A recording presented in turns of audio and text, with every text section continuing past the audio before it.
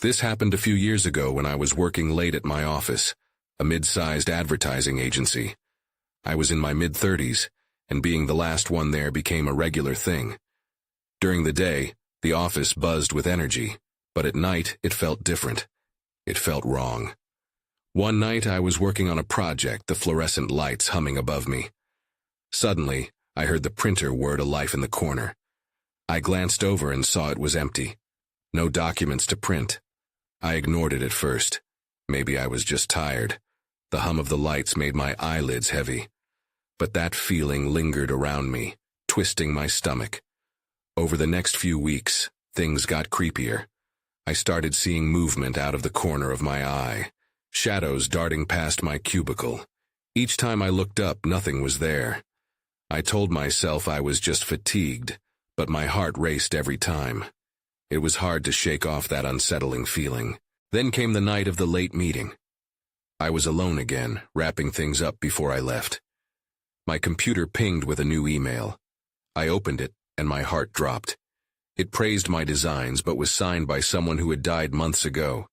The name felt so wrong. I clicked on it, but nothing happened. It was like the sender had vanished. My fingers trembled on the keyboard. I tried to rationalize it. Maybe the stress was getting to me. I glanced around the empty office, the silence wrapping around me. It felt heavy, pulling me down.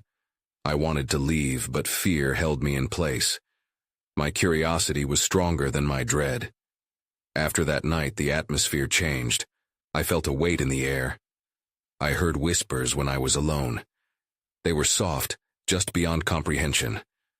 I returned to my desk one morning to find my things moved around. My coffee mug was turned upside down. I felt a chill. It was like the office had its own heartbeat, full of memories and emotions that never left. I didn't share any of this with my coworkers. They'd think I was crazy, but the thoughts gnawed at my mind. My heart was heavy with dread, yet I kept going back. Each night was a mix of fear and curiosity. Then one evening, I heard my name called. It echoed in the silence. I froze, scanning the dark corners of the office. The lights flickered, and for a moment, I thought I saw a figure. My heart raced as I turned, but only shadows met my eyes. The chill spread down my spine, and I fought the urge to flee. Now, even after all these years, I can't shake the feeling that something still lingers in that office. Something unseen but ever watchful. I don't know if I was ever alone. I still wonder what really happened during those late nights. The whispers still haunt me. I was back at the office just like any other night. The fluorescent lights buzzed overhead, and the quiet felt thick enough to slice. I had taken to working late as my escape, but I wasn't quite sure from what anymore. I dove into my work, trying to focus. Yet that gnawing feeling had returned, wrapping around me like a cold blanket.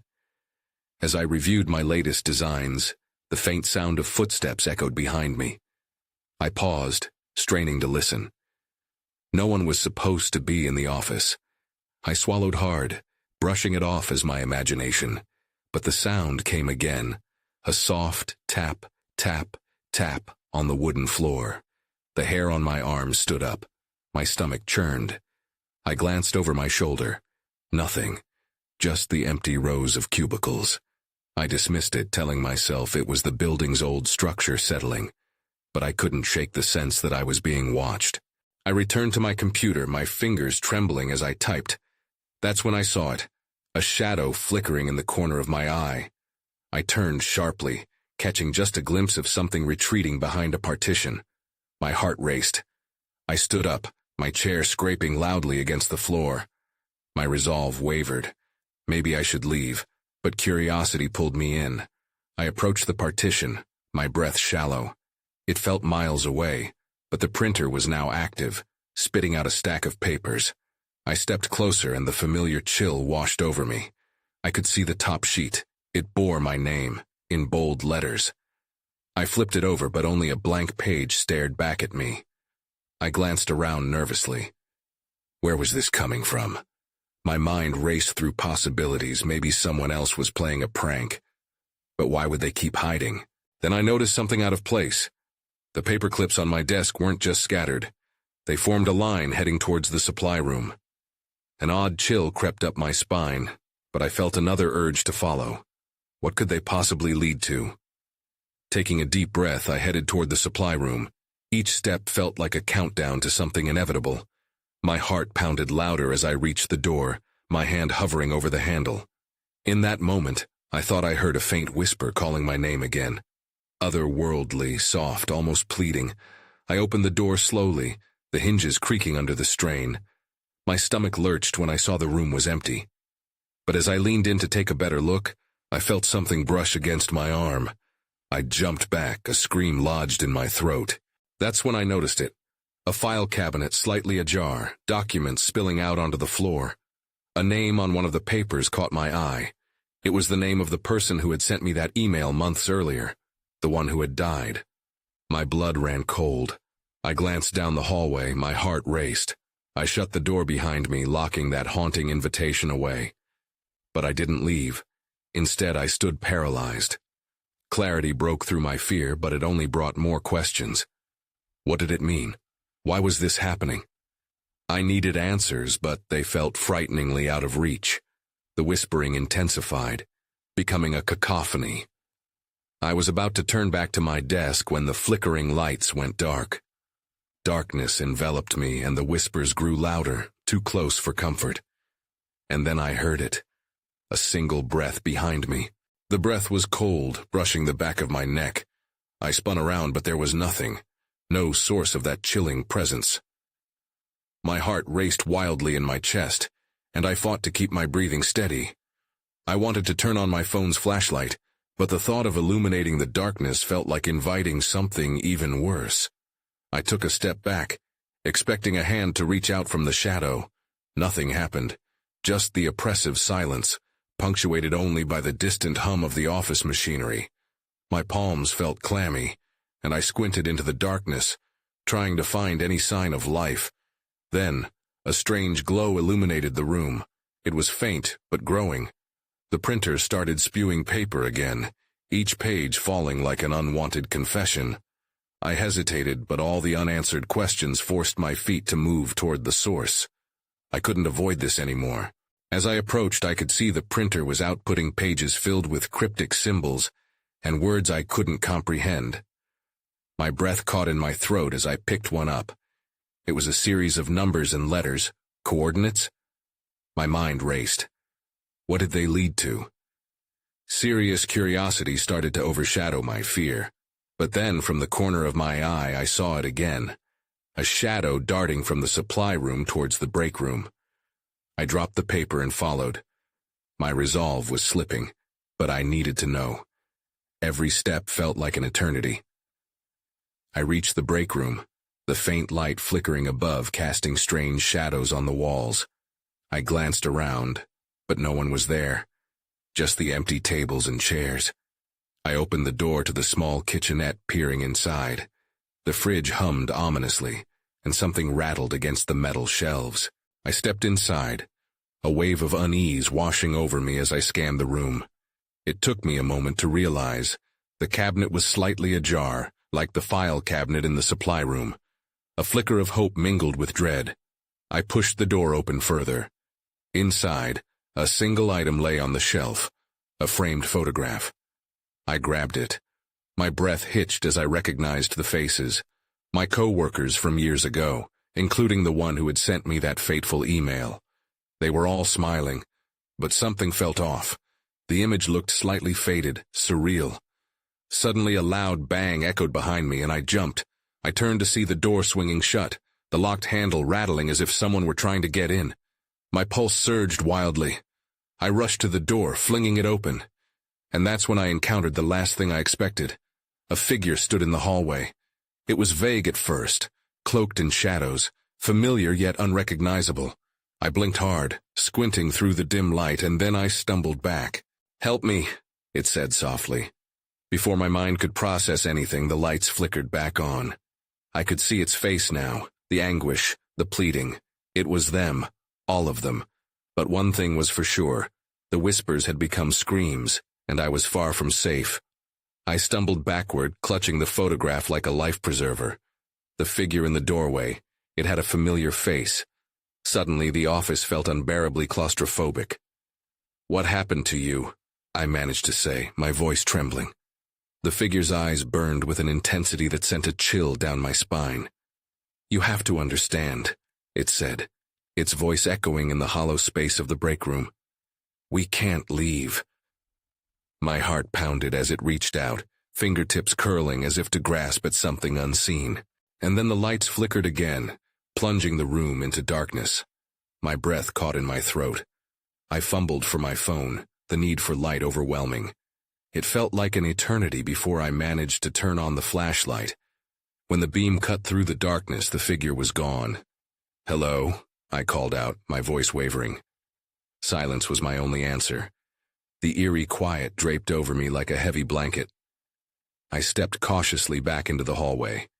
Each creak of the floorboards amplified the sense of dread that had settled in my stomach. As I walked toward my desk, a sudden clang echoed from the other end of the office. My heart skipped.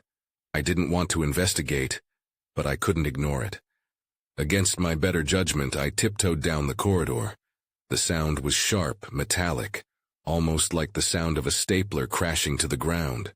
Peering around the corner, I saw something gleaming on the floor.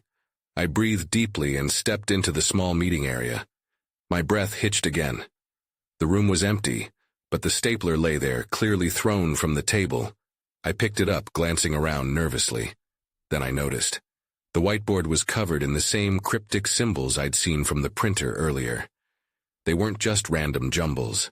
They formed a pattern, almost like a code.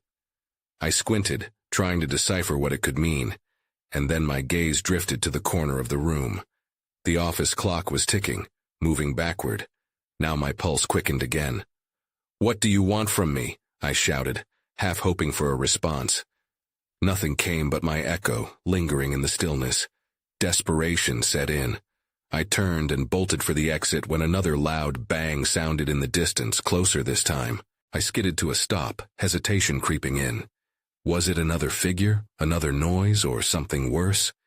My thumb pressed down on the phone as I moved toward the main office area, the light casting erratic shapes along the walls. And that's when I saw it. A door I had never noticed before was slightly ajar at the far end of the office. It was new, almost as if it had materialized from the shadows. An absurd notion flickered through my mind. Was it my imagination? But the sense of urgency grew stronger. The whispers in my head screamed for me to investigate, and I knew I couldn't turn back now. I took a cautious step toward the door when a sudden noxious wind gusted past me, slamming it shut. The sound echoed like thunder. I took a breath. Whatever lay behind that door had to be confronted. "Please let me out," I shouted, but all I heard in return was the faint hiss of air. A voice that sounded too much like the figure's cry for help. Now I was sure of one thing. Whatever was waiting for me behind that door was connected to everything that had been happening. Whatever it was, it wouldn't wait much longer. I could almost taste the fear in the air. I moved to the door, my heart racing as adrenaline flooded through me. I pressed my ear against it, straining to hear anything from the other side. Just silence. I took a step back, considering my options. Running away would solve nothing, but pushing the door open felt like a leap into the unknown. I took a deep breath, grasping the handle. As I turned it, a low rumble vibrated beneath my feet. The door creaked open, revealing a dark room beyond. It felt like stepping into a void. I flicked my phone's flashlight into the space, illuminating a dilapidated storage room. Boxes piled haphazardly on one another, remnants of forgotten projects, and layers of dust swirling in the beam of light. But there was something else. Something on the floor caught my eye. I stepped inside cautiously, and the door swung shut behind me with a definitive thud. I jumped, the sound echoing in the small space. My breath quickened again as I scanned the room. Beneath a dusty tarp there was a table, long and wooden with deep scratches, and then, what I feared, a projector. Against my better judgment, I leaned closer. I knew I shouldn't, but curiosity compelled me. Unplugging the device, I noticed a stack of film reels tucked beside it. This wasn't just a storage room, it was a time capsule of sorts. After a moment's hesitation, I decided to look at the reels. I picked one up and wiped the dust off. It felt heavier than I expected, almost like it held secrets of its own. My fingers trembled as I placed it onto the projector. It clicked and whirred to life, and suddenly the wall lit up with a grainy image. I was unprepared for what came next. A scene unfolded, people standing in the very office I had just left, their expressions vacant and eyes hollow. It was like looking into a mirror of despair. My stomach turned. I couldn't recognize any of them, but their faces sparked something hauntingly familiar. As I watched, the scene shifted. The individuals began to move frantically. My heart sank as I noticed they were looking at me, at the camera. Their mouths moved, and though there was no sound, I could feel the urgency in their silent pleas. What did they want? The fear gripped me tighter. Suddenly, the projector flickered, and yellows and blues painted my surroundings in harsh light. I glanced back to the door. It wasn't just shut anymore. Something was pushing against it from the outside. I yanked the film off the projector in a panic, but the images continued to play in my mind. I needed to escape, to figure out what was happening. I ran to the door, but the rumbling grew louder, pulling at my resolve. Something was definitely trying to get in. Panic surged, and with a forceful push, I slammed against the door. It remained stubbornly closed. A desperate cry escaped my lips. "Let me out!" The shadows seemed to shift, and in that moment, I realized I wasn't alone. As the pressure built, the door rattled violently. I could hear whispers now, merging with the storm of my own racing thoughts. Words I couldn't quite catch. All I knew was that whatever had captured those faces on the wall, they were here too. Then I felt it, a hand against my back, cold and unyielding. It sent a jolt through me, and I spun around to face what I feared the most. I froze, my heart thudding against my ribcage. The shadows pulled away from the wall, coalescing into a figure before me. It was indistinct at first, a blur of darkness, but as the light from the projector flickered, details emerged. The face was twisted, eyes sunken deep as if trapped in eternal anguish. I stumbled back, instinct kicking in. My back hit the door, rattling it once more. The cold air felt electric around me, heavy with something unnameable. I decided I had to act. I picked up the nearest object, a dusty old box. I hurled it at the figure, but it passed right through, as if there were no solid form at all. It didn't react. Instead, it lunged forward, the whispers growing louder, drowning my thoughts in a surge of desperation. "Help us," the echoes seemed to say, though I couldn't tell if they were voices or just noise. In an instant, the oppressive energy shifted. The door rattled once again, this time with a violent bang. Whatever was outside was relentless. I needed a way out. I glanced around the room, looking for anything that could shield me or provide an escape route. My eyes landed on a small window high on the wall. It was grimy with years of neglect, but it was also my only chance. I bolted toward it, adrenaline overtaking my hesitation. The figure lingered at the edge of my vision, almost following me with its hollow gaze. I scrambled to climb the table, using every ounce of strength I had left. My fingers grasped the narrow ledge, and I pulled myself up, but the window only teased me. It was locked tight.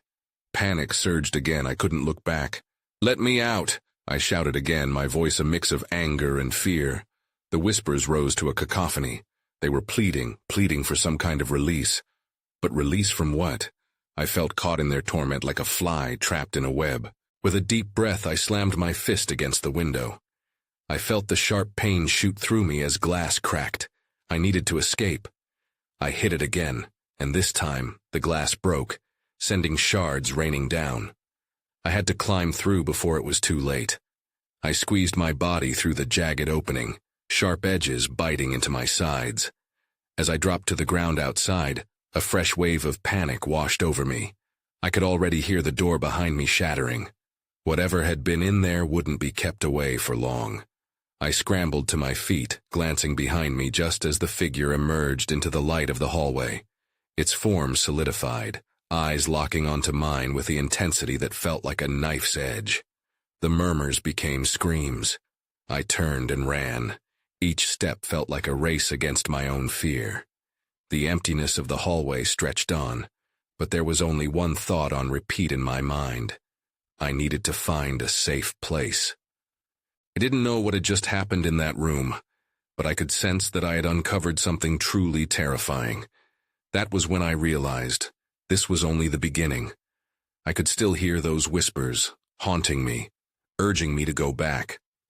But I couldn't. If I did, I knew the figure would take me with it. Then, from down the hall, a door creaked open. My heart sank. Someone was in the house. I paused. The air felt thick, and I could hardly breathe. I had just escaped something I couldn't understand, and now I was inches away from another potential nightmare. Whoever was in the house could either be a savior or another spirit trapped in this chaos. I pressed my back against the wall, my heart racing. I needed to decide quickly. Would I run blindly, or would I confront whoever was at that door? But then I heard it. "Hello?" The voice was soft and shaky, drenched in confusion. It didn't belong to the figure. I took a small step forward, curiosity winning over my fear. It could be a fellow survivor, someone who might know more about this place. "Hello," I called back, trying to keep my voice steady. There was a rustle, and the figure of a woman appeared, silhouetted against the dim light from the room she had stepped out of. Her hair hung loosely around her shoulders, and her eyes darted around as if searching. She looked as lost as I felt. "Are you okay?" she asked. But I could see the uncertainty in her expression. It mirrored mine. Before I could answer, the low growl of the wind echoed through the hallway, sending a chill down my spine. Reality sank in. I was not safe yet. "We need to get out of here," I insisted, taking a cautious step toward her. "Where's the exit?" she asked, glancing behind her as if expecting something to appear. I could see panic creeping into her features. "I don't know, but we can't stay here. That thing, I don't know what it is, but it wants something. It was calling out to me," I stammered, glancing back toward the room I had just escaped. Her eyes widened. "Calling out? Please tell me you didn't interact with it," she said, her voice dropping to a whisper. I shook my head, forcing myself to remain focused. "No, but it wants something. We have to find a way to cut that connection." "Maybe we should go find the front door," she suggested, but I could see hesitation in her eyes. Something in my gut twisted at the thought of navigating that hallway again. I couldn't shake the feeling that whatever was lurking would come for us if we dared to move. Then I remembered the room I had just left. Maybe there was something there, something that could help us understand what was happening. Wait. I saw something in there. It wasn't just a figure. It felt like it was trying to tell me something, I said, pulling her toward the darkened doorway. As I stepped back inside, a shiver coursed through me.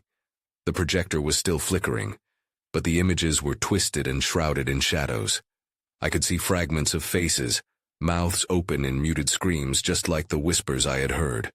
The woman's hand tightened on my arm.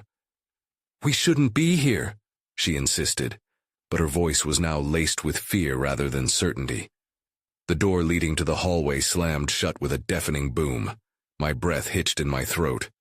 "Now we're trapped," I shouted, panic surging again. "Find a way out," she urged, her eyes darting around the room desperately. That's when I noticed a faint glow from beneath some old boards at the far end of the room. A hidden passage? Or something worse? I glanced back at her, and the questions filled my mind. But there was no time. I had to act. I rushed toward the faint glow, the boards creaking under my weight as I knelt to examine them. With trembling hands, I tugged at the edges, feeling like I was about to uncover something horrifying.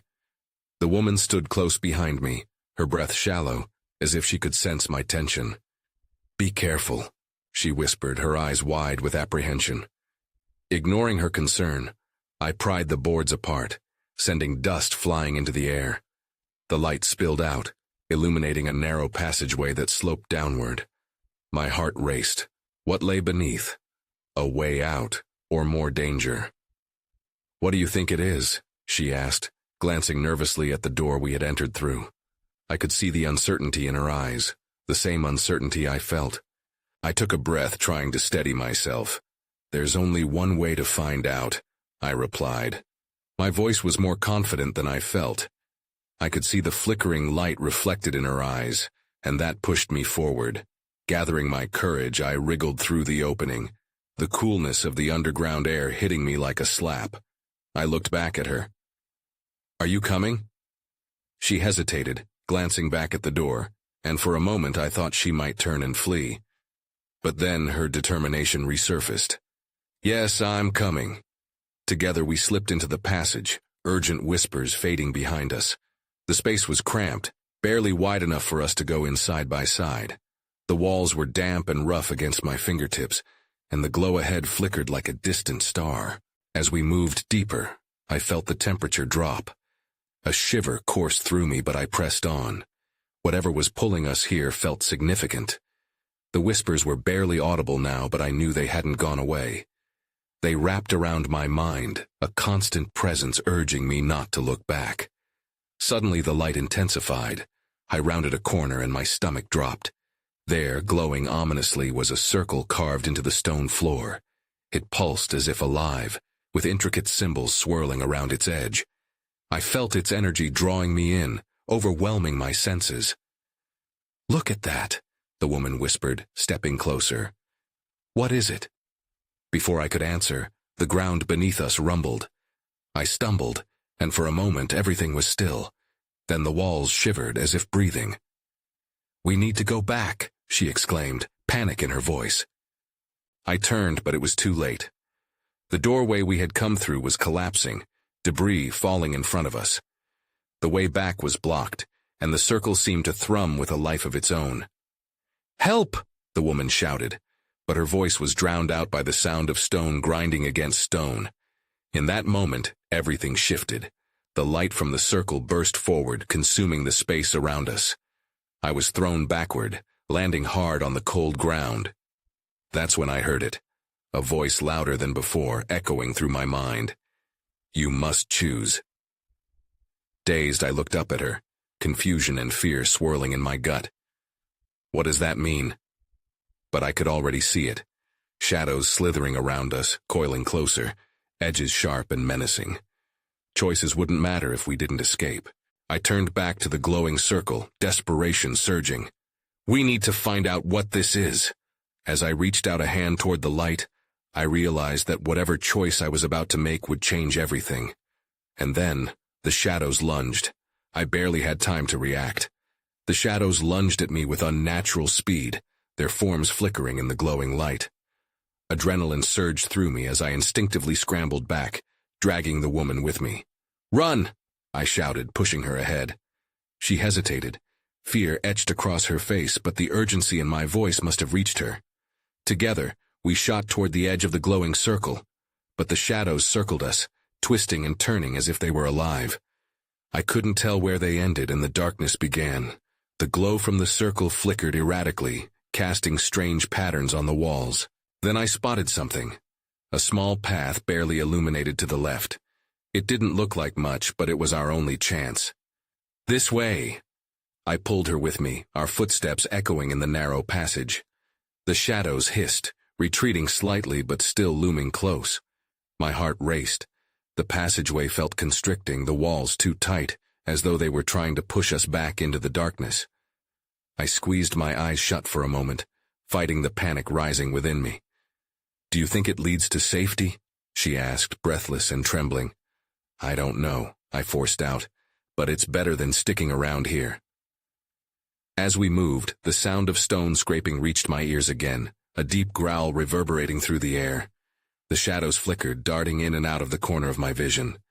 I could feel their hunger, a pull that made my skin crawl. Then we reached a dead end. The passage abruptly opened into a small cavern. Dim light bounced off the walls, revealing more of those swirling symbols. My heart sank. It's just another one of these places. Before I could think, A blinding flash erupted from the circle we had seen before, illuminating the entire cavern. For a moment, everything froze. I was struck by the sight of a figure emerging from the light, tall, draped in a dark cloak that swallowed the light around it. "No!" I shouted, stepping back. The shadows snapped forward again, more aggressive this time, as if our fear fueled them. My fingers grazed the walls, searching for some form of escape. I could hear the woman behind me gasping. The figure raised a hand, and I felt a strange pull in the air, like gravity was shifting. "You must decide," its voice boomed, deep and resonant. "This is your moment."